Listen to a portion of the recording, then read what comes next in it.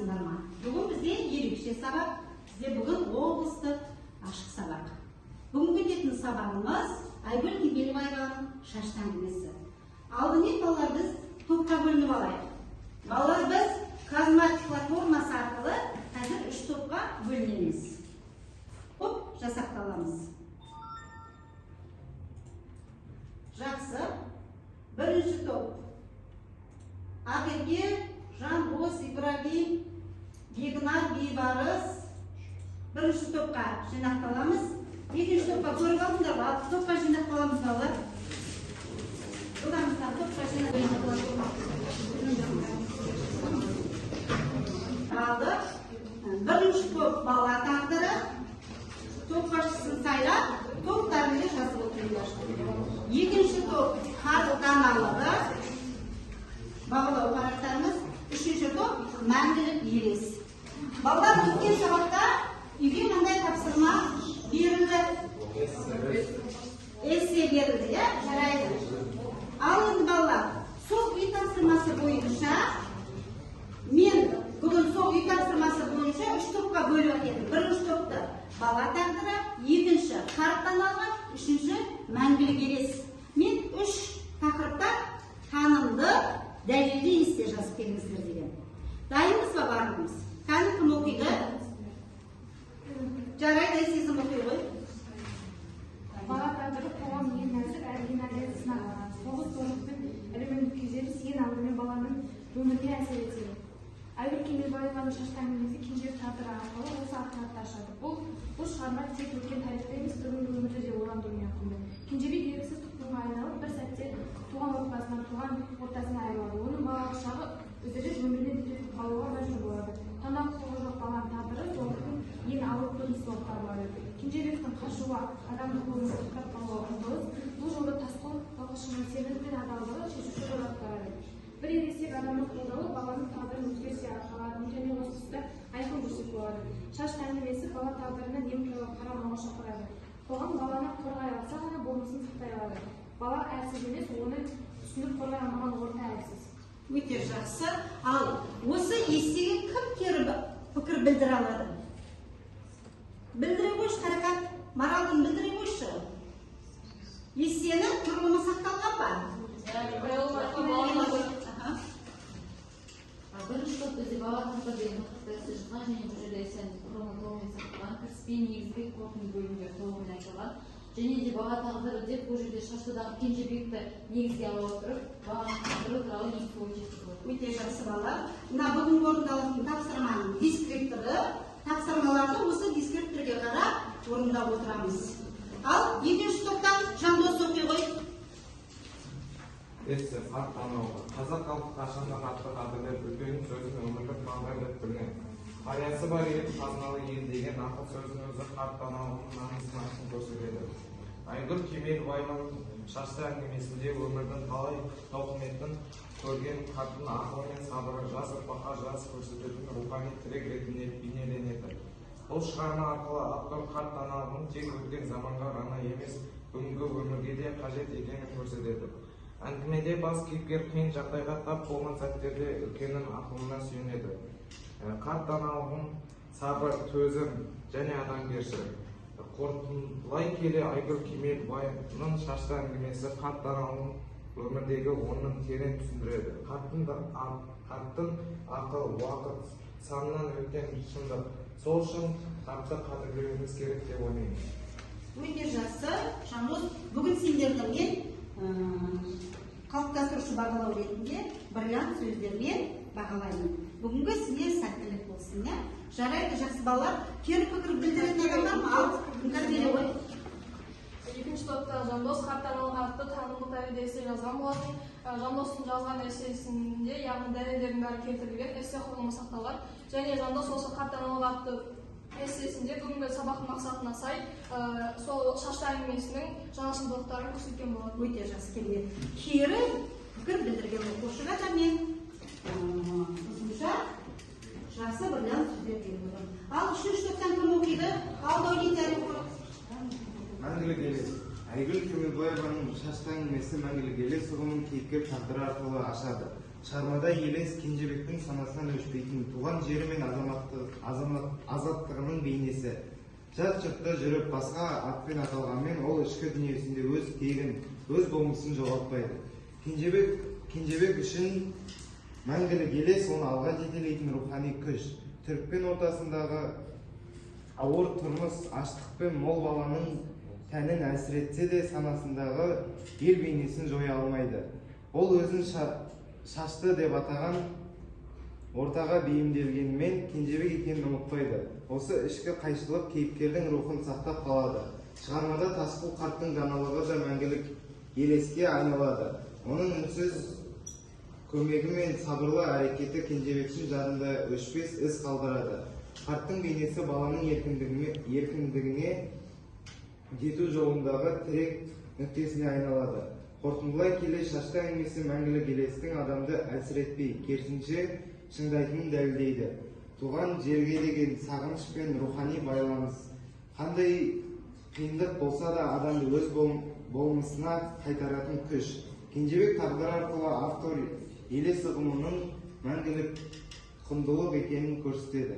Жақсы, керемет, мәңгілік елесті жан-жақты талдаған екен, және құрылымы сақталған, танымдық, дәлелді естілуге болады. Өте жақсы. Балдары жарайды, жақсы. Енді біз өткен сабақпен жаңа сабақты байланыстыру мақсатында қазір ой қозғау сұрақтары PowerPoint платформасы арқылы сұрақтарға жауап береміз.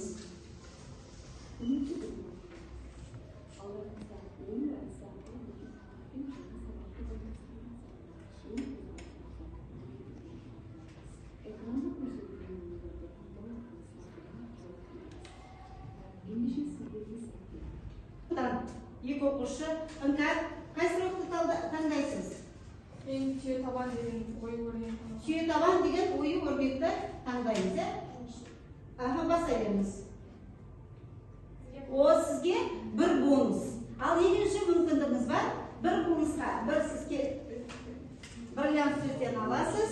Ал екінші қай ойын таңдайсыз? Екінші. Ал анау бірінші қазақша киіз үйді баса қойыңыз. Түрікпен ортасы не үшін суреттеледі? Айгүл Кемелбаеваның шашты әңгімесінде Түрікпен ортасы Кенжебектің яғни жалғыздығын, яғни бостандықта өмір сүрмегендігін көрсетеді және суреттейді. Жалпы айтатын болса, Айгүл Кемелбаеваның шашты әңгімесіндегі басты суреттелген оқиғаларға осы Түрікпен ортасы да маңызды болып келеді. Өте жақсы, керемет. Ал екінші топтан Ақерке, Перизат ал.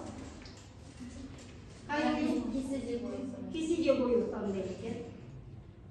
Шығарманың идеясы қазіргі заманмен қалай дейсіз? Жалпы шығарманың идеясы бала тағдырын көрсету арқылы еркінді қазіргі заманмен Өте жақсы. Қазіргі заманмен тікелей үндеседі. Жақсы. Тағы да екінші сұраққа алып, Нұрай әр топтан екі сұрақ таңдайық. Торсық. Тасқошал Кенжебекке қандай жағдайда көмек көрсетті? Тасқошал Кенжебекке Кенжебек жат жерге жалғыз өзі қамқорлыққа қолдау берді. Оған қамқор болып, сонымен қатар қашуына көмектесіп және оның аман қалуына бар жағдай жасады. Өте жақсы. Керемет. Балалар бір-бірімізді тыңдаймыз. Ал Марадың Домбыраға ұқсас ою. Кейіпкер тағдыры арқылы автор қандай ой айтады? Автор адам тағдыры арқылы мейірімділік пен адамгершілік, ұлттық болмысын сақтап қалатын рухани күш екенін көрсетеді. Өте жақсы. Автор бұл жерде өзінің жеке пікірін білдіріп отыр. Өте жақсы отыр ғой. Ал тағы да осы топта сұраққа кім жауап береді? Үнжу. Қайсысын таңдайсың? Тасқұл шалдың әрекетін өмірдегі ұқсас жағдаймен салыстыр. Тасқұл шал шашты әңгімесінде өзін қарызы ретінде Кенжебекті бостандыққа шығаруды ойлады. Сондықтан оған байланысты қазіргі өзін салыстырған кезде біз қоғамды жақсартатын адамдармен салыстырамыз. Қоғамды жақсартатын. Тағы қосымша Тасқұл шалдың әрекетін өмірдегі ұқсас жағдаймен салыстыр дегенде, қазіргі өмірде бізде Руслан Өтепбай деген бәрі білетін атақты журналист кісі бар. Сол кісі қазіргі таңда екі әпке ісінігінде, яғни бостандықтан құтқарған болатын, яғни азат еткен болатын. Осы Тасқұл шалдың әрекеті әдебиеті осы Руслан Өтепбай деген журналист кісінің іс-әрекетіне ұқсас болып келеді. Өте жақсы. Керемет жауап. Жақында ғана әлеуметтік желіде Құндыз бен Назеркенің де бастан өткен екінші құлдыққа түскені дәріптеліп жатыр, иә? Сонымен салыстыруға болады. Жақсы. Бірінші топ бала тағдыры сіздерге тағы да біліңіз. Әке қалған екі ойды айтсаңыз. Тағы да екі ойды ашайын.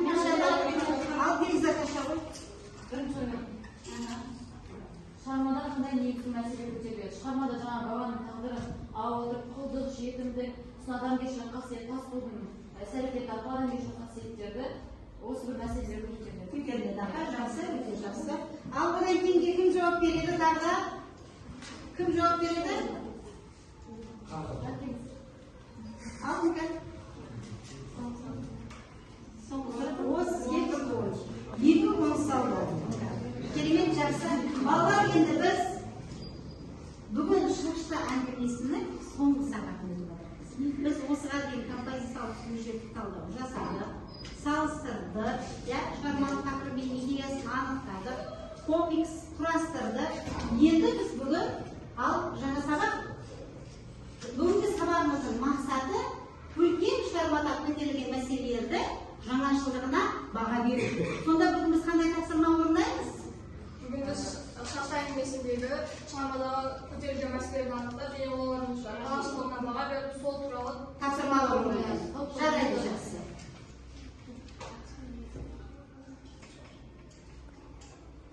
Тыңдаймыз.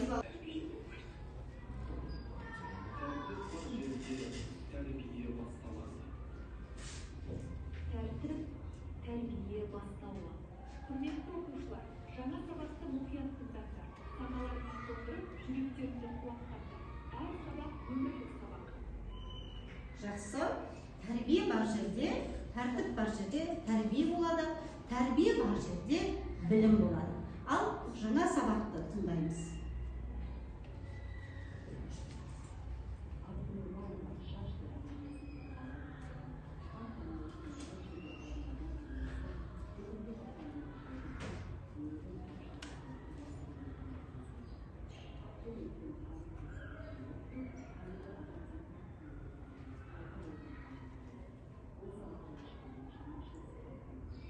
Біз Хейген программасы арқылы, Хейген платформасы арқылы қазір жаңа сабаққа еніп отырмыз. Ал балалар, енді жаңа сабақты орындау барысында 3 топқа топтық тапсырма беремін.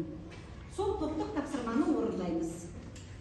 Топтық тапсырманы Суперген онлайн платформасы арқылы орындаймыз. Бірінші топтың тапсырмасы Попс формуласы шашты әңгімесіндегі бір негізгі мәселені таңдап, Попс формуласы арқылы жауап береміз. Екінші топ свод талдау. Шашты әңгімесінде көтерілген мәселеге свод талдау жасаймыз. Үшінші топ фишбон әдісі балық сызбасын толтырамыз. Мәселесі, себептері және қорытынды нәтижесін жазамыз. Ал топтық тапсырманы орындайық.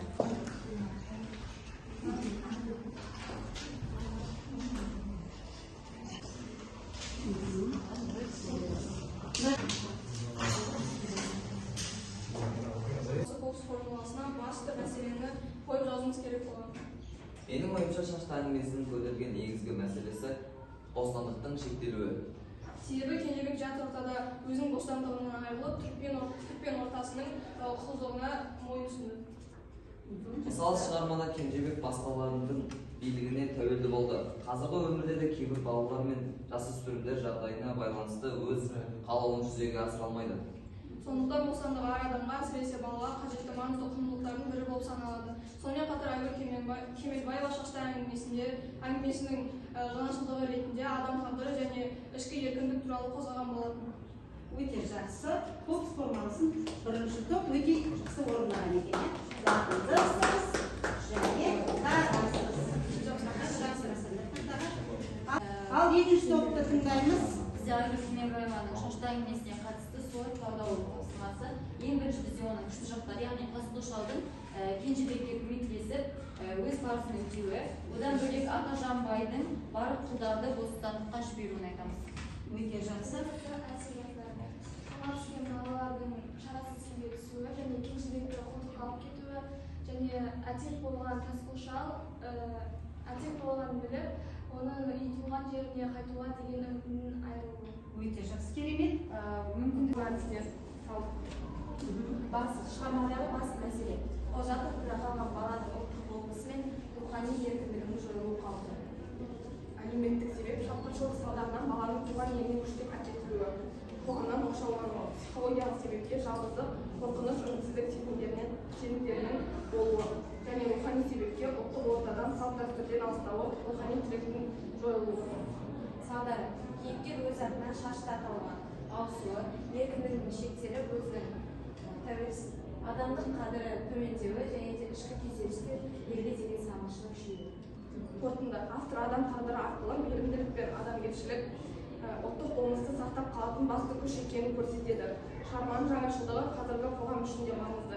Себебі шығармада тұлғаның рухани еркіндігін қорғау мәселесі көтеріледі. Өте жақсы, бұл сұрақта өте ерекшесіз, әдемісіз. Келесі орындайтын тапсырмамыз кел бірлесе жұптық тапсырма. Әр топтан екеу арада жұптасамыз, бірінші топ бала кенжебекпен қарт жылқышыны салыстырамыз, екінші топ бала қоршаған орта жат ел, үшінші топ қарт жылқышы дәстүрлі ақсақал бейнесі салыстырамыз. Жұптық жұмыс бұл жұмыс дәптерімізге орындаймыз. Кенжебек бала ол өмірден қадам басып жатқан жат ортада қиындық көрген, қорғансыз мейірімділігі болған. Өте жақсы. Қарт жылқышы қарт адам өмірдің қалай сынағынан өткен, бүкіл ғұмырын еңбекке арнаған, ақыл, тәжірибелі мол, шыдамды. Отаны төзетіп жатқан батыл. Жарайды, жақсы. Жақсы, отырыңыздар. Бізде жаттығу бойынша қарт жылқышы дәстүрлі ақсақалды салып керек. Бұл жерде қарт жылқышыға берілімізде ол күнделікті ауыл еңбекпен өмір сүрген және табиғатпен еңбекке бағып тіршілігі болған, тағдыры ауыр, жоқшылық көрген, өмірін еңбекке арнаған. Дәстүрлі ақсақал, ел ішіндегі беделді қалыптастырды, салт дәстүрді сақтап, ішінде кеңес беріп, жол көрсетіп, тұлға қоғамдағы мәселелерге араласқан. Екеуінің ұқсастығына келсек, өмір тәжірибелері мол және олар жастарға бағыттар береді, оған қоса даналық пен сабыр иесі болған. Өте жақсы. Жеке жұмыс. Бірінші топ егер де шашты елге оралғанда, екінші топ шаштың ішкі монологы, үшінші топ мен үшін әйел әсерлі сәт. Жылдан 3-4 сөйлемнен тұратын монолог жазамыз. Егер шашты елге оралғанда, ол ең алдымен жоғалтқан балалығын іздер. Туған жердің ауасы мен адамдардың үні оған жат сезіліп, өткеннің ауыр ізі жүрегін сыздатар еді. Елге оралу оның жарасын бірден жазбаса да үні тоқын қайта жатқан болар еді. Өте жақсы, керемет. Бұл егер шашты елге оралғанда, ал екінші топ Кенжебектің ішкі монологы. Бұл тыныштық емес, бұл ішімдегі дауыс. Жат жерде жүрсем де тек ұмытқан жоқпын. Қорқыныш бар, бірақ қашудан емес. Үміттен күш алмай, бұл да денемін үлкендікті апарар жалғыз жол. Ұтылсам жоғаламын, өзім өзімді табамын. Өте жақсы, керемет. Кенжебектің ішкі монологын өте жақсы құрастырған еместері. Жақсы, үшінші топ Нандырбелес. Шығармадағы ең мәселесі себебі атажанның мақсатын азат етуі. Бұл шешім оның адамгершілікке бет бұрғанын қатыгездікке қарсы тұрғанын көрсетеді. Құдардың бостандық ашуы әділеттің салтанат құруына батады. Осы көрініс арқылы автор еркіндіктің ең үлкен құндылық екенін білдіреді. Өте жақсы, керемет, отыра ғой. Бері байланыс ары қарай. Телефондарыңды алыңдар. Балалар, Падлетфон платформасы арқылы кері байланыс жасамыз. Ұялы телефондарыңызды алып, жібере береміз.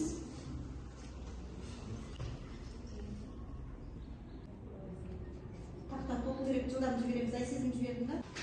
Балалар, енді бүгінгі сабақтың соңғы рефлексиясы, бүгінгі сабақты түсіндім ба, жоқ сұрағым бар ма, әлде сабақты түсінбедім деген мақсатта Қойбер платформасы арқылы келіп кері байланыс жасаймыз. Келіңдер ме?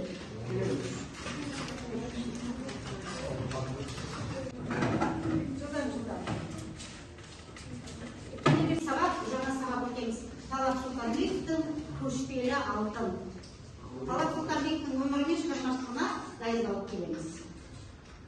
Фильм